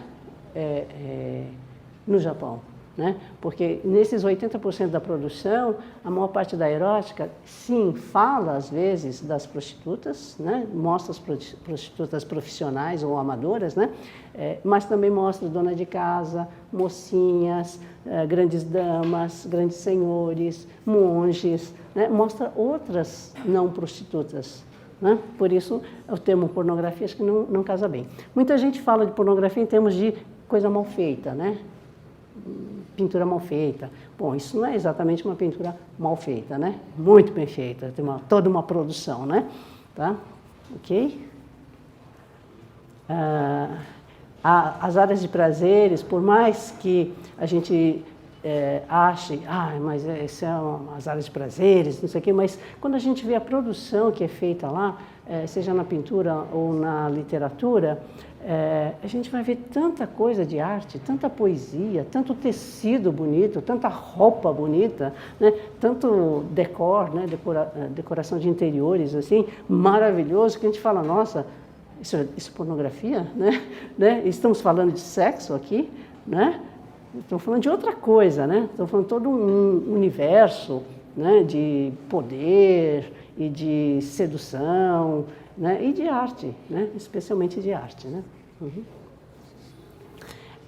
E algumas coisas são assim muito engraçadas, porque o humor, né?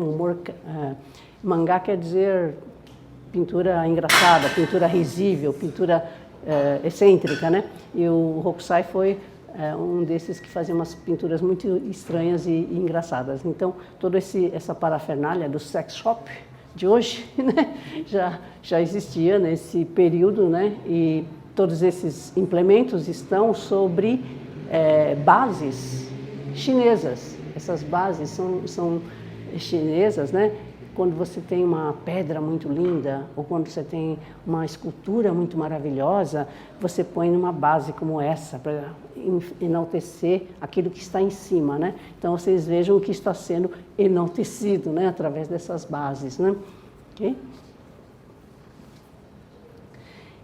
Tem realmente um imaginário bastante, como se diz, exótico também, exótico, né? Mas quem conhece esse tipo de representação e só conhece as belas figuras, né, de Utamaro, vê isso e fala, nossa, o que é isso, né? O Choco Saeire é um dos seguidores de Utamaro, né? Por isso o mesmo tipo de pintura, né? E vocês estão vendo que tem texto, né? Então esse texto está explicando o que está se passando aí, né? Okay? Essas casas, uma do Kunisada, né? Onde a empregada é mandada para comprar o instrumento de auxílio, né? Das horas do leito, né? Então esse é um estudo também que está fazendo. Eu só trouxe algumas imagens, né? Só para familiarizar. Essa eu acho que é muito conhecida, né? Vocês já devem ter visto. Impressionou muito os franceses, né, antes do movimento japonismo, né, e a interpretação que o Stranger, não era Stranger, o francês, não, Stranger era inglês, né, enfim, a interpretação que se deu aqui, essa imagem, era que estava no nível de Michelangelo, veja só, né. O Hokusai chega ao nível de Michelangelo, né? Muito através dessa pintura, né? Enfim, essa erótica foi conhecida, então, por Picasso, que tinha uma coleção muito grande, e agora lançaram um livro o Museu Picasso lançou um livro sobre a coleção erótica de Picasso. Se vocês verem, a obra dele já mostra, né, que ele conhecia, mas vendo o que ele tinha, né, a gente fica mais impressionado ainda, né? E várias exposições também sendo feitas na Europa, né? O Hokusai, de novo, né? Então, toda uma composição, tudo que vocês conhecem do Monte Fuji, das 36 vistas, das 100 vistas de Edo, e etc e tal, aqui está o Hokusai fazendo esse tema da erótica, né? Então, os pintores e gravadores, né, desse período, eles faziam uma série de temas, como hoje também, né? Muita gente faz, dependendo da demanda, né? Mais uma do Eisei. Essa é uma obra que tem um caráter científico, né? Quer se estudar e saber o tamanho, a dimensão, a fisicalidade, se nomear as coisas, né? Tem uma influência da ciência holandesa. O menino, né, o belo menino, que é vendedor de leques e abanicos no meio da rua, né? Ele está vendendo abanicos, mas está vendendo a si próprio também, né? Então, esses meninos jovens, né, o Akachu, né, eles são bastante representados como belas figuras nesse período, né? E, claro, vai ter muitas pinturas mostrando as cenas de leito, né? Aqui no caso com um monge, né? Eu sei que é um monge porque ele está com o cabelo raspado, né? E uma outra, em homenagem ao Troaki, né? Um senhor samurai, né? Senhor feudal, senhor de terras, com a sua jovem esposa e um jovem menino, né? Essa combinação também de Sakura, Salgueiro, né? E o poderoso ali, tá? E só. Obrigada.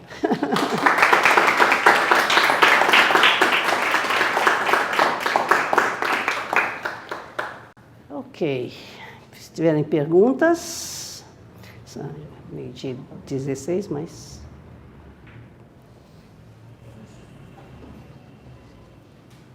Eu tenho uma pergunta. Sim, claro. Aparece algum... Esse último aparece o samurai, sua mulher e um rapaz. Aparece alguma cena homossexual, mulheres com mulheres, homens com esses rapazes? Você pode passar, voltar? Volta mais. Aí, duas mulheres. São duas mulheres. Aqui às vezes é difícil de elas estão usando um dildo duplo, sim. Né? Com duas pontas, tá? Legal. Sim, aparece também de duas mulheres, embora menos, né? A maior parte é de homem com mulher mesmo, mas muita variedade, E também aparecem velhos, casal de velhos, ou um velho e uma jovem, enfim, né? Parece bastante. Agora a gente tem que também tomar em conta que nesse período ainda é poligâmica a sociedade, tá? E o maior de idade aos 12 anos, tá? Aos 12 anos é maior de idade. Tem, né? Senão todo mundo fica assim meio assustado. Ai, que pedofilia, né? Não, é que realmente aos 12 anos ele é maior de idade, né? Ele já é adulto, tá? Então, isso em todo o Japão, né? A monogamia só entra como lei, né, no período Meiji. Tá? E mesmo assim, se vocês leem Tanizaki, se vocês leem Kawabata, né, vocês falam, gente, deve ter sido difícil deixar de ser poligâmico, né? Enfim, até hoje, né? Mesmo Murakami tem umas relações bastante diferentes, né? Sim?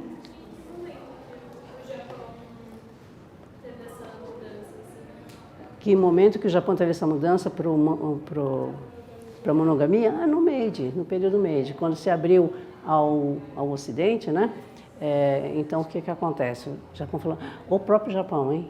Não foi forçado. Ele fala, nossa, que isso? Quem são esses? Nossa, eles têm esse navio enorme, né? O Kurobone, o navio negro, era muito superior aos navios que eles tinham. Então eles começam a estudar, tá? Estudar, né? Então, importar. Importam a medicina da Alemanha, porque é a melhor das medicinas, certo? Das químicas e tal, é a Alemanha. As leis vêm da Inglaterra, porque é onde estão as melhores leis, né? As coisas de comer, de cheirar, de não sei o que, é da França. Então, eles escolhem, né, determinadas, digamos, o melhor de cada área e reorganizam, né, todo o seu sistema, todo.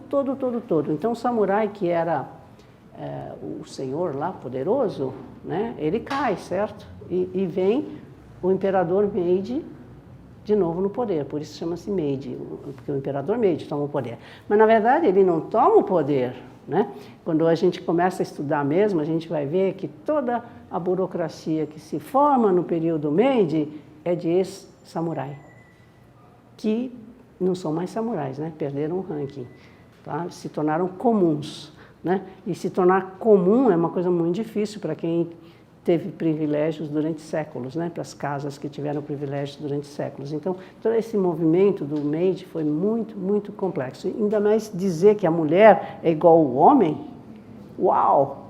Né? Mesmos direitos, mesmos deveres, nossa, isso foi uma coisa que acho que até hoje ainda também não está assim tão bem resolvida, né? Porque, como vocês viram, né, Izanagi Izanami, a mulher é diferente do homem. Tem o homem e tem a mulher. Como assim ser igual? Né? Também tem essa questão também, né? E quando a gente lê os romances, quando a gente estuda a história do Japão, a gente vai ver que foi com muita dificuldade, né, que o Japão tentou absorver, né, a ciência e a tecnologia do Ocidente. Para fazer isso, eles tiveram que jogar para debaixo do tapete tudo que era o Japão de ontem, não é? Por isso que o Japão do Edo, dos outros períodos, ficou tão afastado, porque não dava tempo para ver essas coisas, a gente tinha que olhar para frente, né? Agora, depois que perdeu a guerra, né? Então, aí começaram a olhar de novo para si, né? Porque eles não podiam fazer guerra mais mesmo, né? Então, começam a olhar para si, tá? Então, as leis mesmo de adoção da monogamia, etc., sempre do período Meiji, 1860, 1870, até o fim do século já estava tudo na lei, né? Não quer dizer na prática. Tá? Nesse sentido, um filme como O Império dos Sentidos é uma retomada dessa cultura que foi silenciada? Sim, o Império dos Sentidos, vocês podem ver, ele não data, né? Ele não põe uma data, mas é meio moderna, né? Não é tão antiga, não é do Edo, né? A gente olha assim, não é do Edo, é provinciana, mas, enfim, mas em termos de retórica ele está retomando, sim. Inclusive muitas cenas existem em gravura, né? Igualzinhas, tá? Ele pega as cenas eróticas e recria com os atores. Houve um período que foi proibido, quer dizer, houve em algum momento uma censura para... Ao Xunga, para as imagens eróticas? Sim, houve assim, várias. Governamental, quer dizer, oficialmente, chegou a ser proibido? Chegou a ser proibido, inclusive no próprio período Edo, né? Mas qual é o teor da proibição dos éditos, né, shogunais? Por exemplo, você não pode usar, o chonin, né, o citadino, não pode usar seda. Mas... caramba, por que eu não posso usar seda? Eu não posso usar seda porque aí eu estou dizendo que eu tenho dinheiro, poder de usar seda, né? Mas o comerciante, ele é o último na escala, então ele não pode ter esse poder, né? Tá? Então, o édito não é moral. A proibição a esse tipo de publicação não é moral sexual, tá? É quando esses livros se tornam mais luxuosos, né? É quando esse livro fala ou tenta falar de algum samurai famoso, faz uma alusão, porque não pode falar mal do samurai, certo? Então, você coloca um samurai ali naquela história, né? Então, muitas da retórica é assim, no século XII havia um samurai, parará, parará. Ele está falando daquele, mas põe para o passado. Então, essa retórica de voltar para o passado, a gente vai ver muito no período Edo, tá? Devido às proibições. Tá? É interessante o que seria o pudor hoje, por exemplo, no Japão contemporâneo. Existe esse... Porque a gente vive muito um pudor, né? Uhum. O pudor? Na nossa cultura católica ou protestante, ou mesmo no nosso momento, né, no Brasil. Hoje, só para contextualizar, eu estou aqui com esse livrinho da leitura do corpo, e eu achei curioso, que eu estava justamente curioso para ver se chegava a se descrever um pouco a questão dos banhos, que para mim é uma coisa muito incrível, assim, os banhos públicos, né? E, no entanto, aqui nesse livro não trata, não chega a tratar dessa questão, né? A primeira vez que eu fui para o Japão era assim, você ligava a televisão às 10 da manhã, sei lá, aí tinha lá uma moça tá, com os seios de fora, assim, calma, com as tetas de fora, assim, no programa das 10 da manhã, né? Não, qual o problema? Não é, sabe, não é... É outro tipo, né? Assim como os banhos públicos, né? Você passa nua, né? O banho público é separado, mulher aqui, homem aqui, né? Hoje, né? Só que a pessoa que cuida dos dois lados por causa de mão de obra, né? Muito cara. Então a senhora, geralmente é uma senhora que cuida, fica no meio. Então ela enxerga os dois lados, né? Mas tem uns cantos cegos, né? Que você enxerga. Fora que você escuta tudo que eles falam, né? Porque as paredes, né, de uma casa de banho são muito... Mas sim, é outra... Você não tem vergonha do seu corpo nu. Absolutamente não. Tanto é que as mulheres dão de mamar na rua, não sei o quê, né? Aliás, isso os brasileiros também faziam, né? Até pouco tempo. Ainda fazem? Deu uma retomada, eu acho. Deu uma, né? Uma americanizada. Os americanos não podem mostrar, né? Isso aí. Bom, enfim, é um tipo de pudor diferente. Por exemplo, um professor japonês falando assim, chegou uma carta para minha filha. Eu abri. Aí ela chegou, filha, uma carta. Pai, você abriu? Qual o problema? Né? Então, um japonês antigo não veria problema. Não existe problema esse problema de, é meu, é privado, né? Não, imagina. Né? Então, é outro nível. Você se embebeda, faz de tudo, dia seguinte não aconteceu nada. Né? Tanto para o homem quanto para a mulher. Isso tem gerado alguns problemas em multinacionais, sem dúvida, né? Eu sei até de um caso aqui no Brasil que a pessoa se acostumou com esse sistema de embebedar-se e tal, aí ele voltou para o Brasil, queria continuar no mesmo esquema, ou enfim, aí começa a passar a mão nas secretárias e não sei o quê, enfim, deu problema aqui no Brasil. Não deu certo. Né? Então sei lá, são coisas diferentes, né? Diferentes ambientes também, né? E olhando as imagens é bonito porque tem sempre essa presença do que está coberto. Né? Sim. O que está revelado né? E o que está coberto. O coberto também faz parte. Sim, e o coberto é maravilhoso, né? Vocês não acharam lindos aqueles tecidos, aquelas estampas, né? E aí a gente vai ver que os comerciantes de estampas, eles pagavam uma propinazinha para colocar as estampas deles nas cenas, assim como os donos de restaurante também, né? Para que o restaurante dele aparecesse nas vistas de Hiroshige e tal, né? Então, esse merchandising entre atores, esse marketing, né? Entre atores, figuras bonitas, né?